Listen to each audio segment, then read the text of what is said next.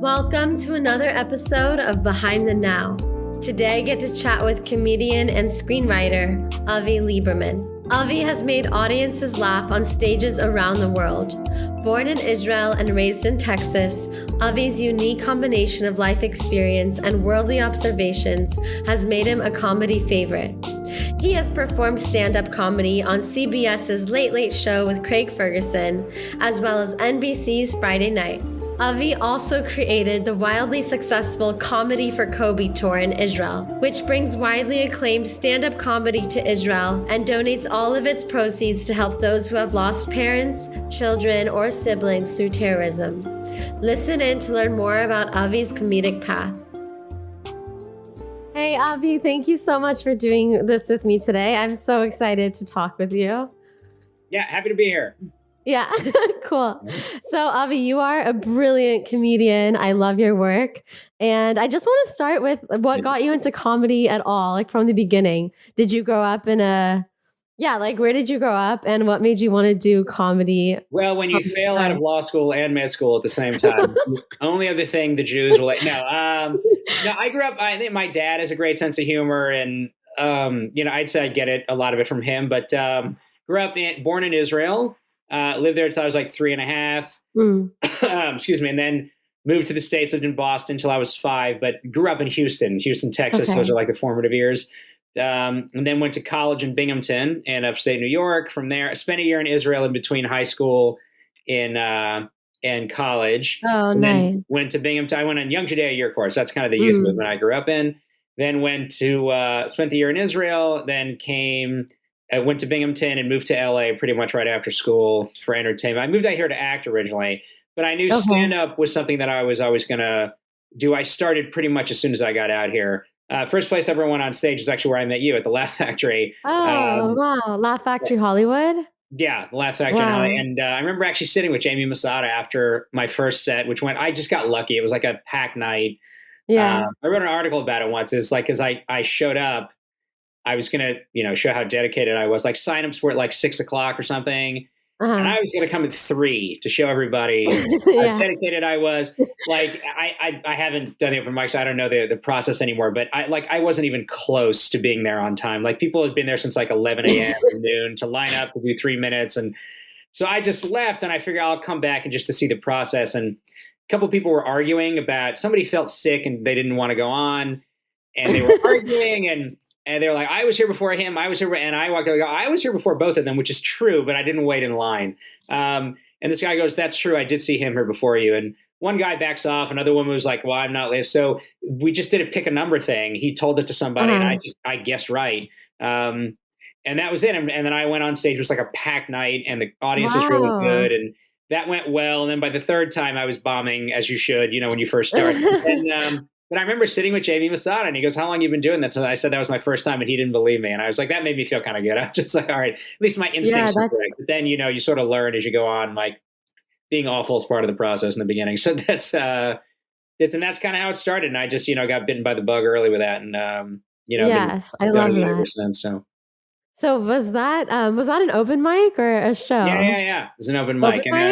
And then I sort of learned in LA, like it's even once you become established, stage time is so coveted here. I remember I did it was like an art gallery in the Valley and I show up and it was like, I was just happy to get a spot at this thing. And there's like Kathy Ladman, who has now done the Tonight Show 10 times and the award winner, David Feldman. I just like, what is guy? And like, that's just it. You go on when you can, where you can, just to work out and get better.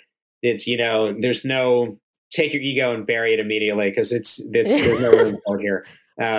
So that was it. You just learned it, it was the early, I talked to people who knew way more than me and I still try to do that about just getting on, get on stage wherever you can, when you can. And I kind of took that to heart early.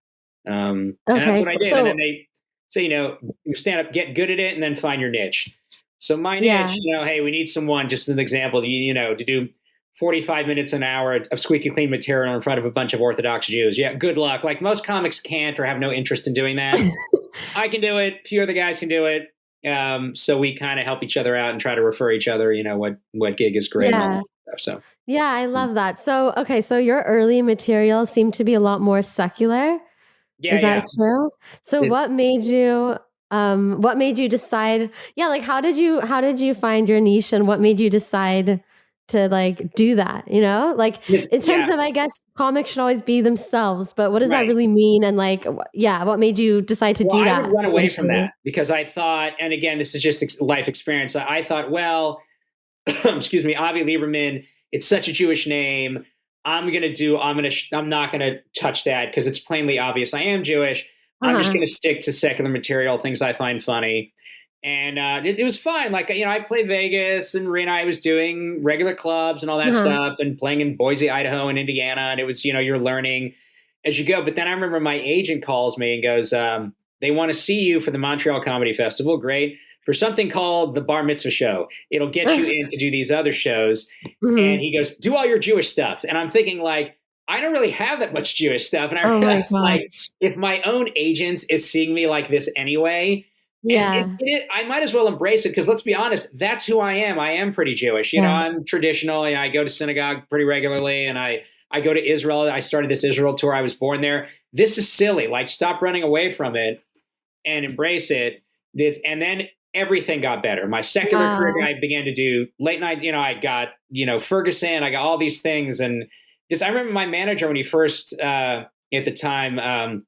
John Lee, I had a joke when I was working as a teaching assistant. And I had a joke that, it's strange that, I was a little embarrassed by that. I'm not a full time comedian yet at the time. Mm. And I said, like, only in LA would there be a sense of shame attached to having a job, like, what do It's so you do, Ollie? I stupid. It's help so first and second true. graders learn how to read. God, what a loser. That, I was a teaching. And I didn't want to do it because I felt, and he's like, are you out of your mind? Like, you have to do that joke. Like, Mhm. regular people want to hear that. They want to hear that you're working like everyone else, that you're not some elitist, entertainment Yeah. snob.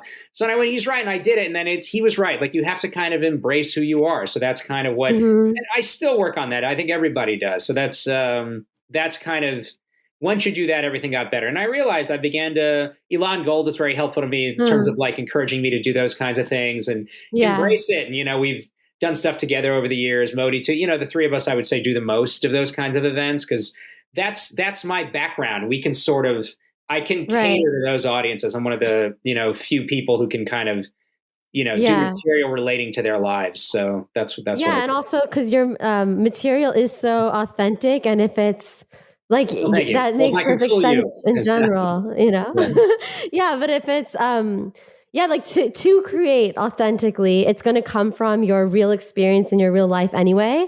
right. So that means so like it makes sense to do that. And it's kind of like that ironic thing of sometimes you try to like you run away from things because it's more like, oh, people don't know about that, whatever. Yeah. But the more specific you actually go, the broader audience you actually reach, which it sounds like you experienced. Yeah, I think there's a rush. I think in anything you want to fit in. That you want to Yeah, I be the guess hip so. comic or Yeah. this or the controversial, but you're not. The comics that are the most successful are the ones who are themselves. Like Yeah. those are those, especially in stand up. You want to in a quote unquote stand out, but you don't have to be. Try to be like everyone else when you're doing that. So it's like there was a rash of. I remember when Sarah Silverman, who's great, Mm. started to become like a much bigger deal. There was this rash of comics that I saw, girl comedians who were like female comics who were trying to be Sarah. I'm like, you're not Sarah, Sarah. Like, be yourself. You're funny Yeah. enough without this. You don't need to do this. And I would see this sort of shift from like, I was like, that's strange.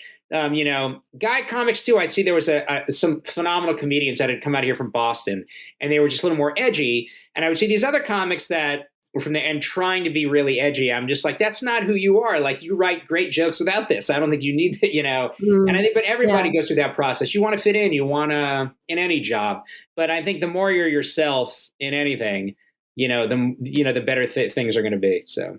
Yeah, I love that. So also in your experience, that first that Montreal show was kind of a point where you decided to do that material. Was that like the first time? That's where I began to sit down. I was just like, I might as well embrace this and began to like really work on creating more Jewish content, like specifically. So just like, I Yeah. remember watching like, how many people are doing this? Like, not that many. And there obviously is that market for saying, look, I'm just about to embark on this, like this crazy tour. I'm leaving today at 2:35, and it's, one synagogue after the next or one Jewish federation or one that it's, if you can cater to that, Yeah. what they call the Chitlin circuit. Like a lot of the black comics will work that. There's the church circuit. There are a lot of comedians. Ron Pearson does that. So while we can all do other things, like I'll Right. work with other comics in Vegas, let's say, which is kind of for everybody.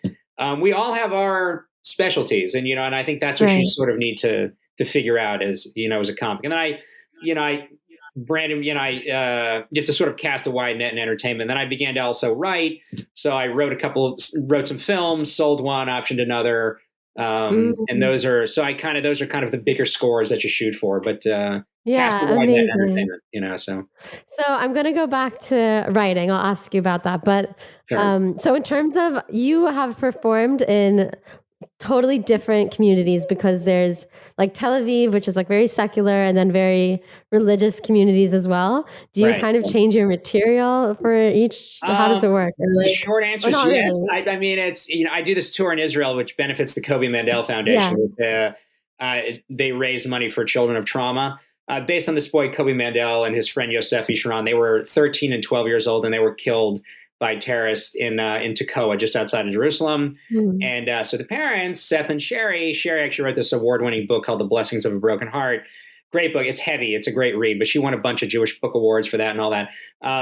So they really had three other kids, see what their kids are going through, and they realized other families must be going through this. So they started this organization that helps grieving mothers and all this stuff. And they have a summer camp twice a year for children that have lost Mhm. immediate family members. So I started this tour in Israel just to like brighten the mood. I wasn't associated with any charity at all. Like this is when suicide bombings were going on and all this. So like, let's see if we can just have a safe, fun night out. And I Mhm. contacted a promoter, and he's like, this is a guy who brought Elton John to Israel and Hugh Jackson. He goes, look, I have no other business. Let's try it. And that's kind of how it started. And then my friend took it over as a charity thing. And then it sort of morphed into doing the Kobe Mandel Foundation thing. So now it's called Comedy for Kobe. And I bring the comics there. And that's sort of how this thing started. And I have a sort of Mhm. ulterior motive is to bring comedians, usually not Jewish, let them see what it's like. Because Yeah, what Israel's Israel's PR is really awful. like. Let them go see, come back, and they become kind of emissaries amongst the comedy world of like Yeah. what Israel's like, what the tour is like. And I Yeah. tell them, I go like they always that's the first word, like what do we do? I go, what's the material? I go, just do your act. Do your act, you're gonna be fine. I tell them generally keep it clean because most of the communities you have a lot of religious people. But they do Mhm. kind of take pride in that it's a clean show. Now I tell them in Mhm. Tel Aviv you can kind of let loose, you can do what you want. I would hear from people in Tel Aviv, oh, no, I know they hold back. I'm not. I go. They don't. I just don't bring dirty guys. Like I remember. Mm.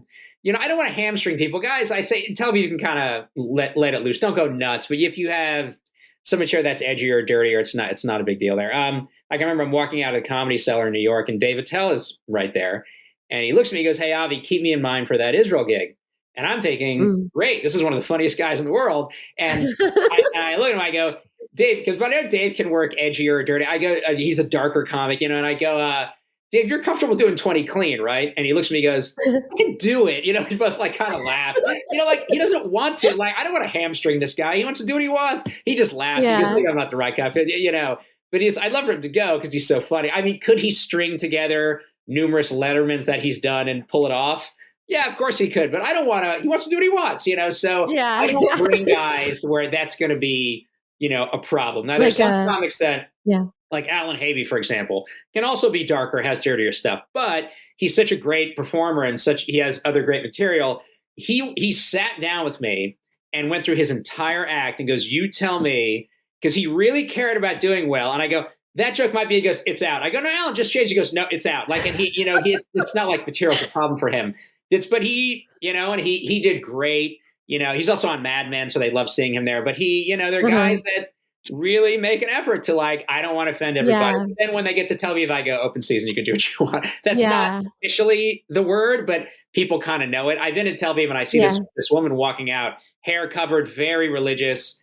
And I go, what are you doing here? She's like, I live in Beit Shemesh and we have a show there also. And I go, what are Mm. you doing at this show? She's like, I know what goes on here. That's why I wanted to come to this show. So it's kind of funny, So, to each his own. Yeah. So, She you know. knew even what you were trying to, like, insinuate, which is Oh yeah, funny. yeah. The word's kind of out. We don't advertise it that way. or it's not official. But we have kind of a Q&A at the end of every show. It's the comics love. All these guys that's so are picking up on their cool. feet with it. They have fun with it. And every now and then that question will be asked, is the show different in Tel Aviv? And I always go, no, it's exactly the same. What would make you think that? And they all laugh. It's kind of, we hint at it, but it's, Tel Aviv, they get annoyed that it was too clean. I literally would get that, like from comics, and I would get from audience members, and I go, I'm not bringing dirty people. Like they're not really changing it that much. They're just great comics that happen to relate to people in a clean way. So. Yeah. Again, I have no problem with dirty material. As long as it's I know, which is amazing. As long as the spice it's so cool. is dirty, who cares? That's my feeling about it. Yeah, I love that. It's so incredible. And so it's so cool to hear the comics are so they're actually usually writing original material for in Israel. Or not? Or is it a mix? We have a documentary called Land of Milk and Funny. Yes. There's a website where you can go to Vimeo, and it's up on there and watch it. But it's interesting. Some of the comics will make a conscious effort to come up with, if they see something, I go, anything you see about Israel and mock, they're going to love. They're going to love it. But Dennis Regan, for example, made a conscious effort. He goes, I want them to kind of know who I am. So I would make an effort. Excuse me, even when I came up with material that was Israel related, I'd kind of hold off on it because I wanted to do my act, let them know about me and see what I do. And I said, you can't go wrong either way. He still was phenomenal. There's no issue. He's so strong. It wasn't really an issue. No one really says, I want to hear about it. I was upset you didn't do stuff about Israel. They're so funny with their regular stuff. It's not an issue, but they're happy you showed up. They're happy that they're there. So you don't need to sort of win them over. That's what I tell the comics. You don't need to worry about that. You're the guest, so they're happy to see you. Yeah. Oh, that's so cool. That's really amazing. When you're writing your material, what's your process kind of like, if you can speak to that? I would say some guys are really good at this, where they'll just sit down. I write 5-6 jokes a day, and I always envy those guys because I can't. For me, it's I'm more observational. I'll see something or something will hit me, and I go, that's a joke. It'll just sort of click with me, or I hope it does. I was reading a book, and something came up about the Lubavitcher Rebbe. It's just a biography about him. It's a great book, and it says something about Passover, that you don't eat matzah because you're supposed to enjoy it when you first, the whole month leading up to the Passover Seder. You're supposed to enjoy it first at the Seder. And I was like, enjoy it at the Seder? And that just kind of hit me. It's who enjoys this? And I did a whole thing about that. And it gets one of the biggest laughs in my act when it comes to that, talking about that holiday. I was reading a book that had nothing to do with it. So I think if you keep your eyes and ears open and try to, be perceptive about things around you, that'll help you as a comic. But depends. Some guys are topical comics, and there's advantages and disadvantages to both. Their premises are delivered to them with the news in the morning, but that's not a joke you can keep around for that long. So, because the news is so quick and changing every day, you might have a great joke about what happened in the news a few days ago, but I'm still upset. I had a great OJ bit and I can't do it anymore. So that's that's going to happen if you're a topical comedian, but you're going to have your premises constantly thrown your way. Depends on what kind of comedian you want to be. Like Jimmy Dore, he's a political guy. So that's what his humor stems from that. So he's so good at it. That's his thing. So it's not my thing. So, I'm trying to do that, but I like it. Keeps me on my toes. Cause when I go to Israel, Jews we're a critical group, and it's, you kind of can't win. So it challenges me to write a lot more. Every time I go, I try to come up with a new 15 to 20 minutes every 6 months. And normally and now it's 3 times a year because we have a Sukkot special that we do over that holiday as well. Amazing. So I did that with Ilan Goldasash. I'm doing it with Modi coming up this year. So cool. Yeah. That's these guys can come, and it's hard for me because they see me a lot more often. So the 3 other, because I remember we had a review in the Jerusalem Post. We used to do the tour once a year. Now it's twice a year. They go, Avi was very funny, but I think he did some jokes I heard last time. And I got so mad. I was like, I don't know what the hell I did a year ago, and the other comics on the tour, I remember Mark Schiff was on this. This is Mark Schiff, Butch Bradley, and Steve White. Mark is mocking me mercilessly. He's like, yeah, Avi, are you doing the same stuff you did last show? I just want to make sure. So I can, and these guys can come in and do their strongest 20 to 25, look like geniuses and take off. What do they care? It's, So then it got me so mad. I should actually thank the guy because the whole year I was like, okay, anytime a joke hit me that I was like, I can do this in the next tour, I'm going to do it. And you Yeah. don't generally do that. You don't open with stuff that's new, or you're not supposed to do it. So I come on, I do a whole new, and I'm pacing backstage, and I do it all. And David Crow was on this tour. He's on like a couple shows. He's a great comic.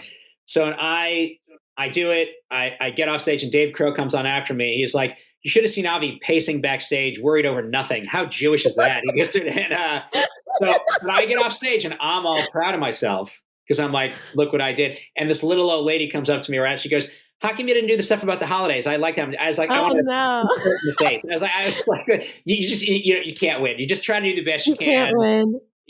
Incorporate as much new material as you can. And that's how I work it. If a joke hits me that, Yeah. whatever, if something comes up that it has to do with the material that I know, I'll do it. But, Yeah. some people will It's ask, so fun. Yeah. so it will, oh, do this joke. I'll be honest with you, like if I went to see Jim Gaffigan in concert Mhm. and he didn't do Hot Pockets, I'd miss it. I would, because it's just such a well-crafted, performed piece of material.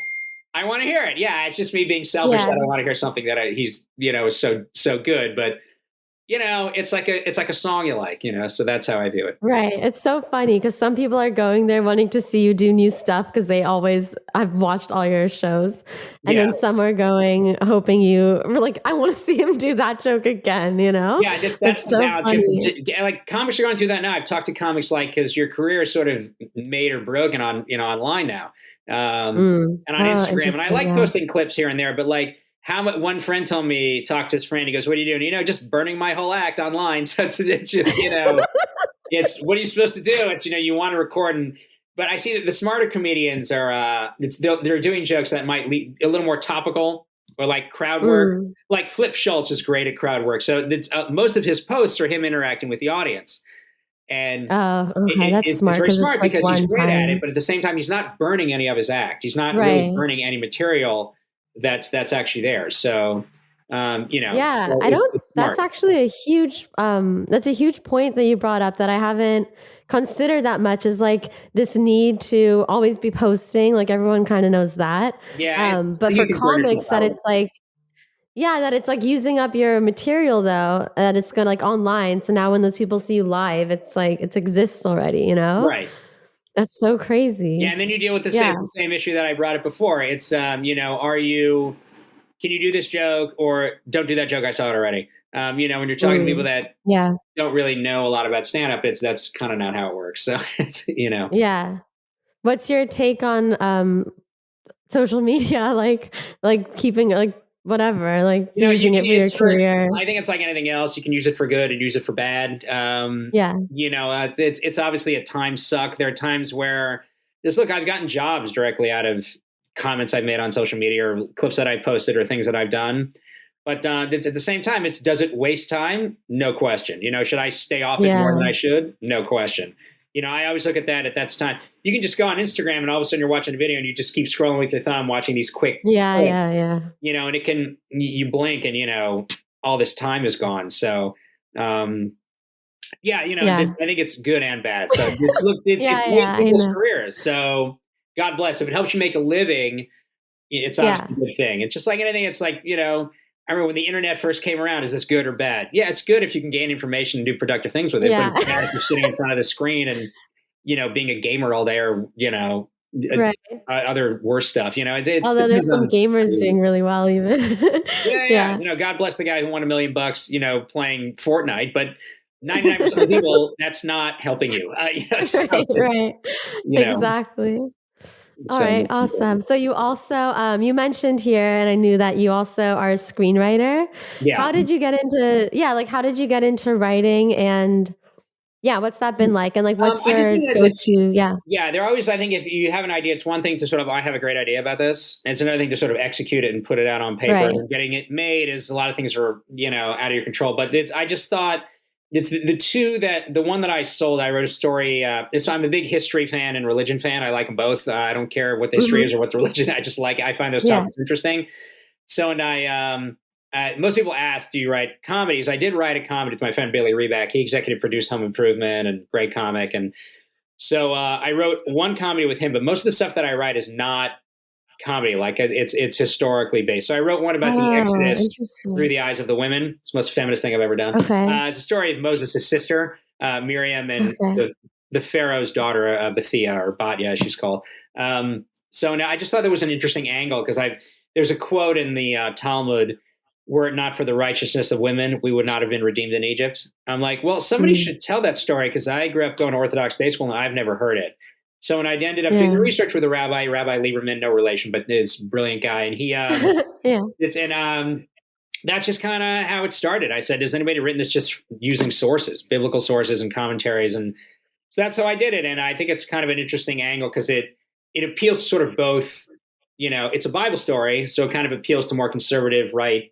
If that's how you're viewing it, and it's championing women, so it appeals to more of a Mm. liberal base as well.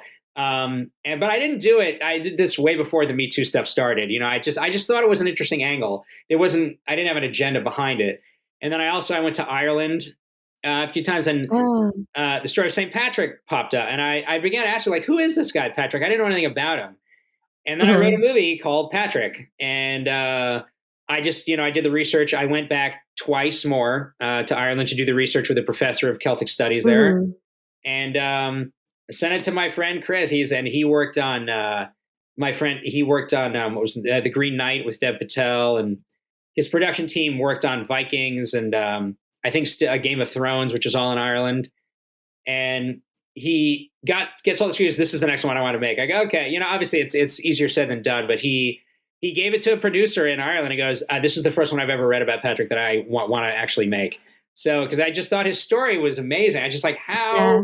how has no one made this yet? This guy, it's a holiday without a holiday film. Mm. I know I still spend money to go watch It's a Wonderful Life 80 years later because it's a great movie about Christmas time. Y'all go to a theater and I'll watch it. Yeah. And I just thought, you have 30 million Irish Americans, a guy who's celebrated in 100 countries, but no one really knows anything about him. And just like, where does he come? So those are the stories that always intrigue Yeah. me. Like you've heard of it, but you don't really know that much about it, whatever that Yeah, I might love that be. too. It's so So interesting. those are things that I like. I was like, I've heard of this figure. But if you ask the average American, they know St. Patrick's Day. Do they know anything about him? Most likely not. No, yeah. So those are Yeah. the ones those are the stories that I kind of, that intrigue me or that I Yeah. look into. That's what is that considered, what genre is that? Like history? Yeah, history of 4th century, basically. Like Okay. it predates Incredible. the Protestant Catholic divide. Thank God, I don't have to deal with that mess. But it's early Christendom, early Christianity. Okay. But he fundamentally changed Western civilization, and like nobody knows this. Like I just, he was a big reading advocate, like a literacy Mhm. advocate.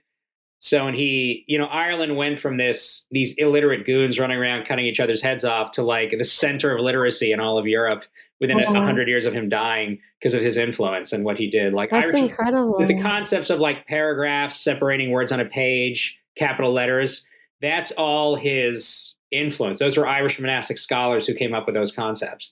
Um, Mm. and like I didn't know this either, until Amazing. I began to do that. I was like, this guy like really made an impact, and it's Yeah. just I didn't know this. I just know the holiday. That's it. But I didn't know anything about the guy. Um, Right. So, okay, so when you're going there, you're having these conversations, like you're doing the research for it. So you're like collecting all this data essentially, right? Like taking notes and yeah. putting the story together. And then what's your process with like outlining? Do you like what's from there, Like do you outline before, have a beat sheet? I don't. I know you should, but what Okay. I'll do is if Cool. I like the scene hearing will that. come to my head and I'll just start to write it. I try to like put the scene in my head. I just like, well, what was this? And if I get to the point because of my impatience, if I feel like I'm getting bored with what one character is doing, it's like time for somebody else to jump in and do something.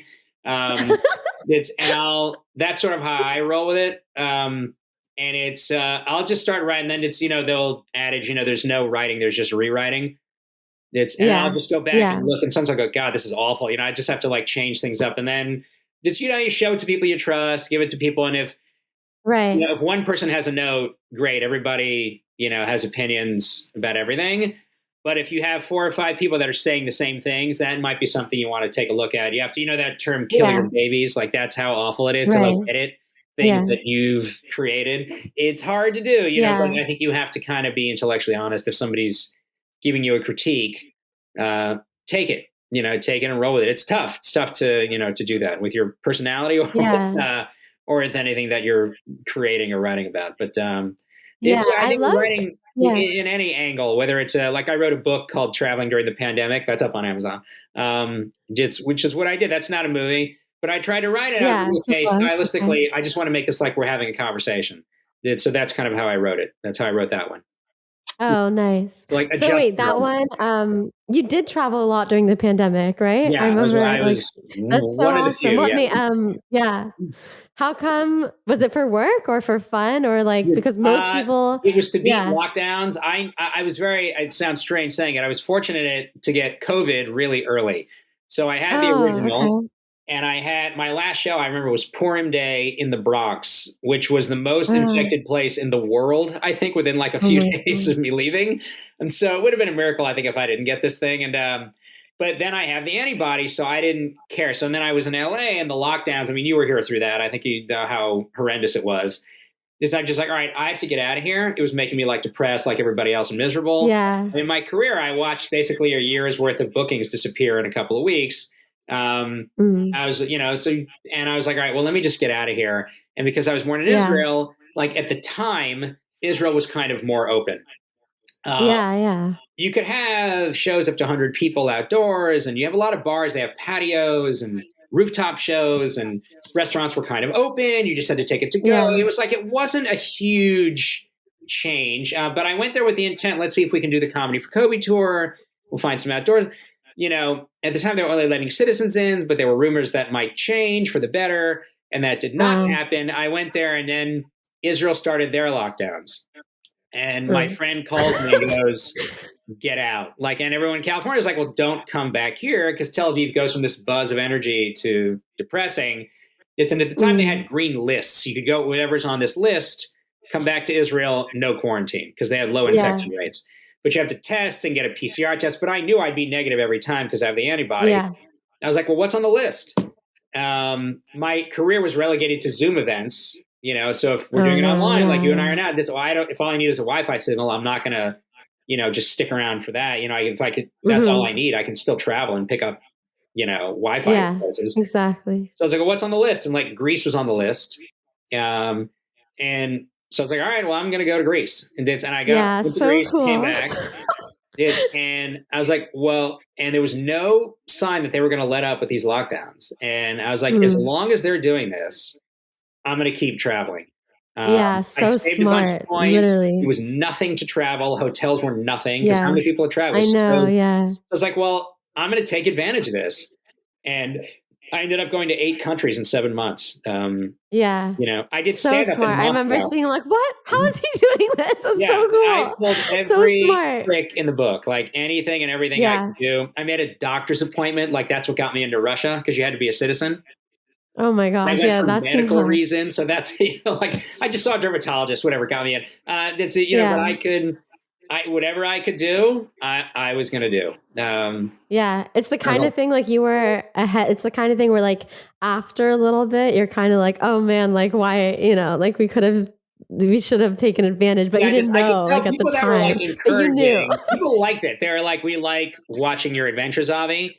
But then other people who are like, I write this in the first page of the book. Like, there's some people who are just going to be like, "You were a super spreader. You're the worst person in the world," because I think they're just more Yeah, of course. angry There's that. that they Yeah. didn't do anything. Sorry, the bureaucrats suckered you, and you wasted whatever time, however you want to be blunt about it.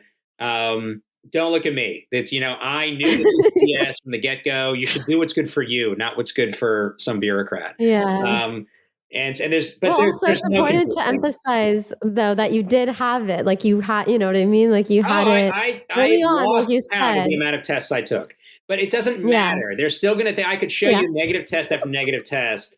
10 months Yeah. later, Yeah. I took a blood test and I still had antibodies, and to show. And every trip I would have done before, they still would have been like, "Well, you shouldn't have done it." I was like, "You can't get mad at Yeah. me Yeah. because I'm playing the system as well as I can, and you're locking yourself in your apartment for 10 months. Like, I don't know what to tell you. Like, don't get upset at me. That's your decision." Yeah. But most people were pretty cool about it. Most people were encouraging, even the people that were, you're judging a personality. Some people are more cautious than others. Like when I was a teaching assistant, some parents were, Mm. they can't play on that jungle gym, it's too dangerous. And some were like, who cares? Let them get, their kids. You can't argue a personality. And I don't do it now. People that are more careful, I don't begrudge them that. That's their Yeah. personality. But most people were very encouraging. They said, we like your little adventures and living vicariously through through what you're doing.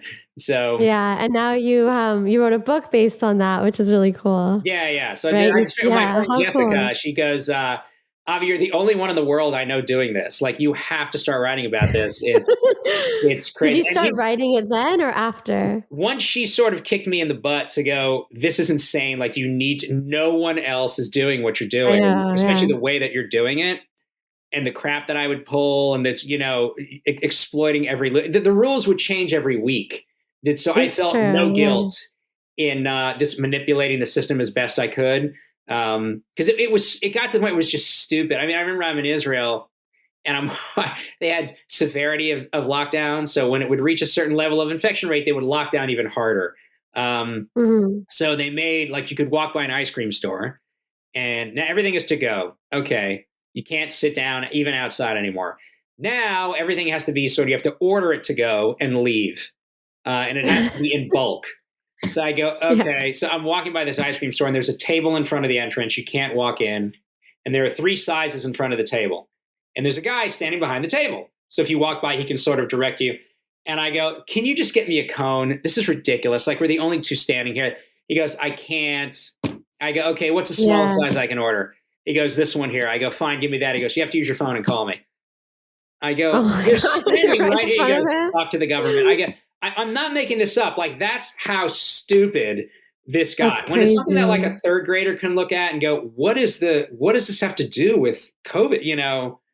It was just, Yeah. I said, I will do anything and everything to avoid the stupidity of this. And It's you just, guys are already talking. You just have to order he's right it in front on of the me. And phone. it's just like, what is That's me crazy. using my phone right in front of you, Yeah, or me just telling you? He goes, you have to use the phone. Like, my friend yeah. Sarah, we go to order sushi, and he's like, call, don't he's like, can I just tell you? He's like, no, use the phone. It just, Yeah, there's a lot of, like, stupid rules everywhere like that, like, not even COVID related, like, of at course. restaurants and just, like, little things like that that are just, like customer service Yeah, things, you know? don't get me started. You have Yeah. to just, like, blindly have these rules Yeah, of that course. are And like most of it is ridiculous. yeah, But even with that, heightened sensitivity to anything and everything that was, and right, yeah, Israel's famous for its bureaucracy anyway. So it's their sort of view. Every time I landed, the rules were different. Every single time. yeah, It that was makes sense. just ridiculous. And I even got this, like, what's called an Ishur Machlim. It was like a get out of jail free card. Israel then made every country red. We don't care where you go, where you come back, quarantining no matter what. Yeah, But I had this blood test, and a doctor who was on the Corona task force, she was a fan of the shows. So I got lucky. She's like, get it, I'll sign off on it. And that's like, you can go anywhere, come back, no quarantine. So I yeah. finally got one, which is not easy to get. And I land from Ukraine. Last 2 countries I went to, pretty much Ukraine and Russia. How about that for timing? Oh, So and wow. and go talk to the Ministry of Health downstairs. You have to this, and they couldn't find me in the system. Just like, you send me all these texts going, negative, negative. And I Yeah. took care of it in a couple of days. They, like, fixed it, but it was Oh my just, god. even getting out of Russia was like out of an 80s comedy movie. It was like the cab breaking on the way to the airport before they closed the airport for the first time ever. It just, like, crazy stories that just you wouldn't believe if you made it up. It was just lunacy. Yeah. So Yeah, I was meant to go for 2 cousins' weddings in Israel, and I was, like, I was going, and, like, the last second, I wasn't allowed in, but my parents were allowed in because my dad's parents are, like, in Israel. They made Aliyah, and it said, like, only the parents and, like, the kids of them, but I would be, like, the kid of the kid, you know? right, what does Because that my have to par do with yeah. whether someone's positive or not? Nothing, right? Yeah, no, that didn't matter, and it was, It's like, so stupid. and it was something they added in, like, fine print, literally, like, the week before. It was, like, a new thing, so I was like, "Oh, okay." Like, I couldn't Yeah, go I anymore. realized how stupid this was when, after the Abraham Accords and Israel has peace with Dubai. So I ran Mhm. there immediately, like everybody else, because Israel still Yeah. had these stupid lockdowns. And I said, are they gonna, what if they change the laws or lock down Dubai, is that going to turn into a red country? I don't want to come back. They go, no, because not from this date to this date, because they need the photo ops and they're having some events. Whereas this has nothing to do with like, Yeah, with COVID, it's just yeah. politics. This is silly. And a bunch of people went to Dubai. A ton of them came back positive. It's just, of course they are. Do you think a cab driver in Dubai is going to go home because he has the sniffles or not do his job? He's got to send this money back to his family. That's, of course you're going to mingle with people that are positive or not, It was just that's why traveling sort of gave me an insight as to like how every little you kind of saw more. Yeah, it was just silliness. I mean, just looking back, it's like laughable now. You look back at it and how stupid some of these things were. But at the time, like, no one, I'll like give in the you the 2 early weeks of time. panic. That's fine. But looking back, even that, but after that, like 2 weeks turns into 2 years. Like, what is going on? It is I know. It's just crazy. insane. Just insane. Completely. Crazy town. So going back a little bit, so you said you like don't outline, you like, I don't know, how do you deal with like structure just in your writing? Like, Well, I remember reading a book about why your screenplay sucks, and 100 reasons why your screenplay sucks.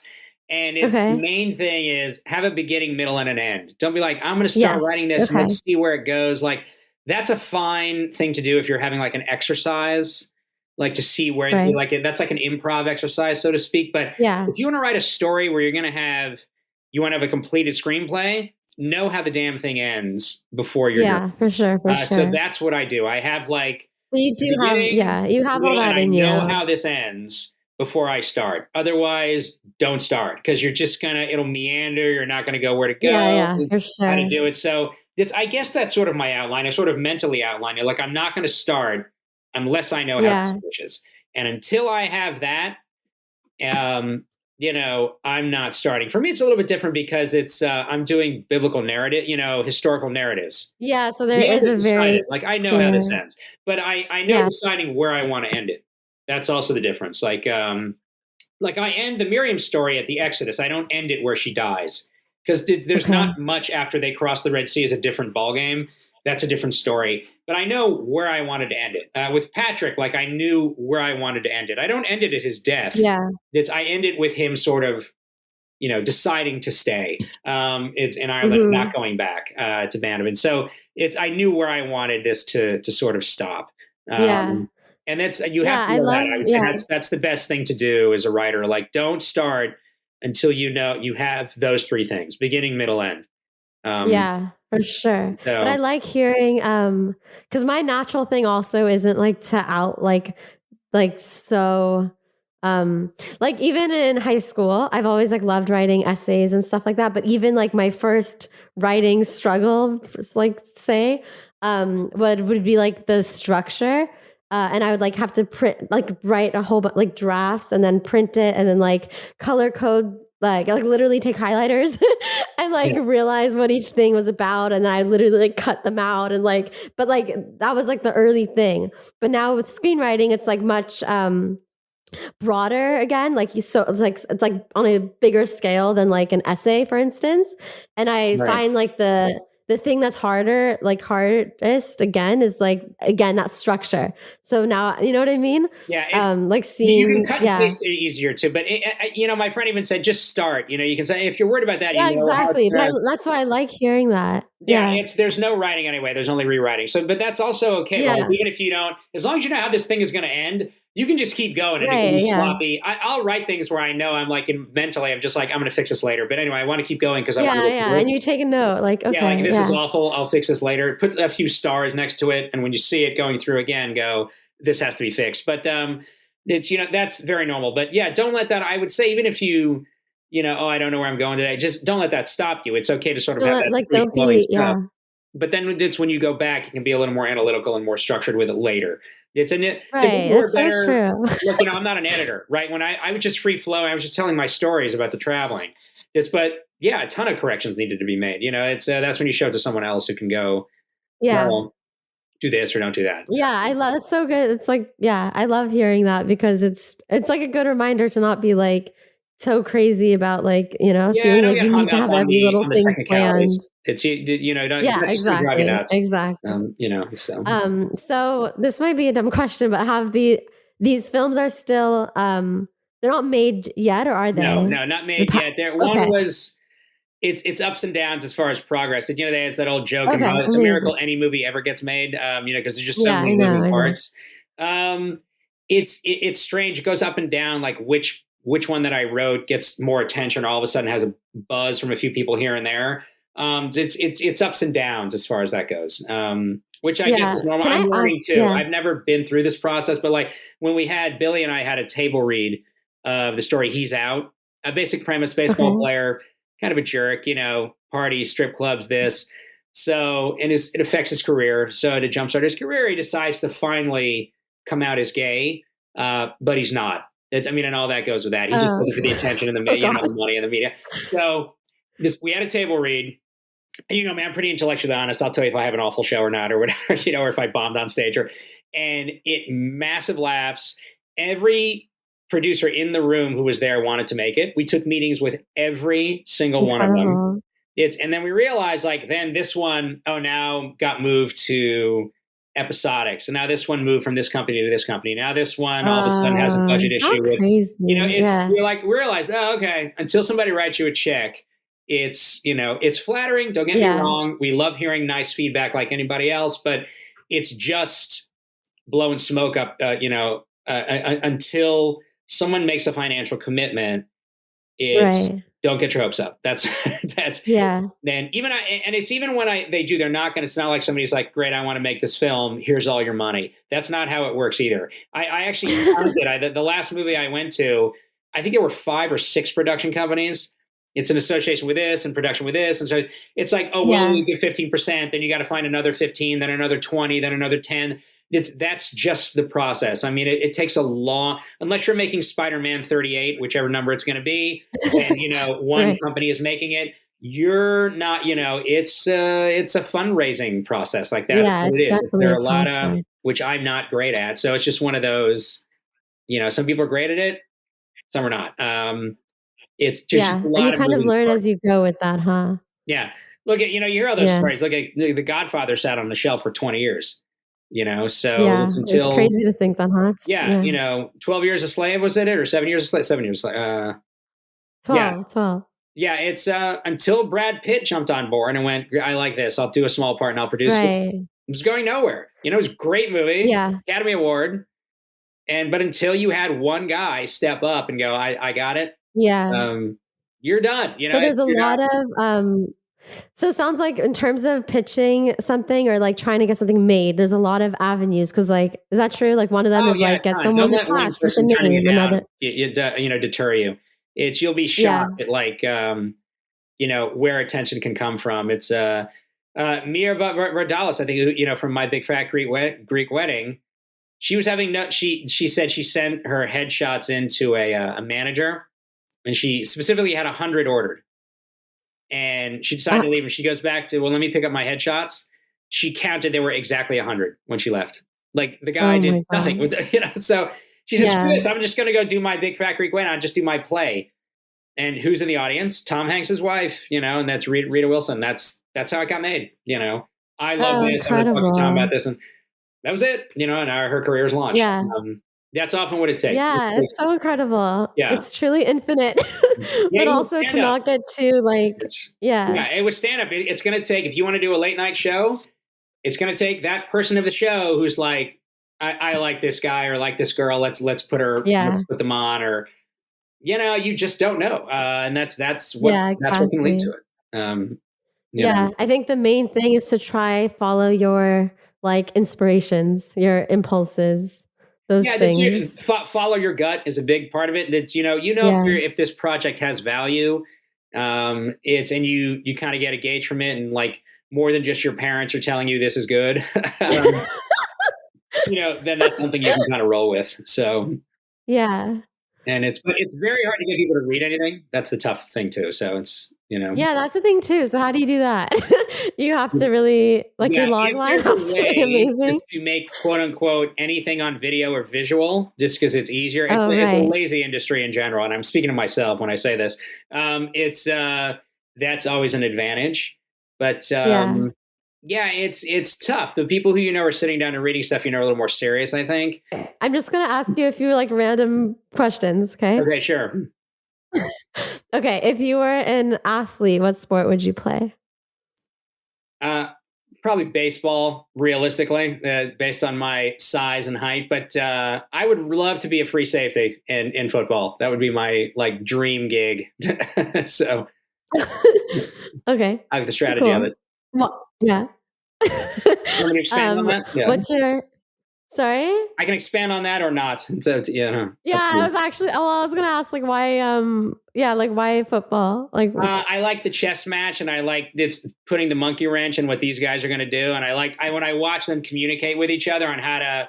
I always found that more ethical. Being on TV, you're defending something. You're trying to offense. They're offensive by nature, right? They're trying to invade your territory, and I'm trying to keep them out of this. I'm defending something. So I just kind of like that, even symbolically. That.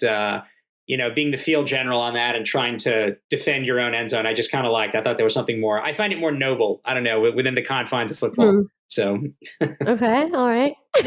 yeah. What is your horoscope sign, and does that mean anything to you? I'm a Cancer. I'm told the horrible, dreaded Okay. disease, which is always nice hearing that no one else gets that. Not much. I've heard though that I fall into the categories of what are the personalities are of that. They're homebot, which is strange. I'm not a homebot. I do love to travel, but I like to cook. And Cancers is supposed to be what is it? There's nothing too negative about us. I don't think. I We're don't actually know. social, welcoming Okay. people. I like having guests a lot. So I think those are the ones that jumped out. They're like, oh, that is like you, Avi. Sensitive. We're overly sensitive. I Mm, agree. Yeah. I'll okay. get very overly sensitive about Yeah. stupid nonsense. So yeah, it's my own issue. But yeah. Okay. Amazing. Cool. And then how do you be the now? So that's up to your interpretation. How do you be present? When are you present, or do you do anything to consciously stay I'd say present? when you're busy. I'd say that's when you're most Oh, present. When you interesting. have things going on, that's when you're in the Yeah. now. When you're not busy, that's when you kind of can get lost online and I'm going to watch Or your 14 YouTube head. videos in a row, which is not going to be productive. So if you have stuff to do, I think that's when you're in most. Yeah. That would be my definition in answering that question. Yeah. I love that. That's true. And you're just doing, right? Because when you're Yeah. doing something, You're busy. You're not not wasting thinking your time. about how can I waste my time today. All right. Amazing. Well, thank you so much for doing this. You're incredible, and I've loved doing it.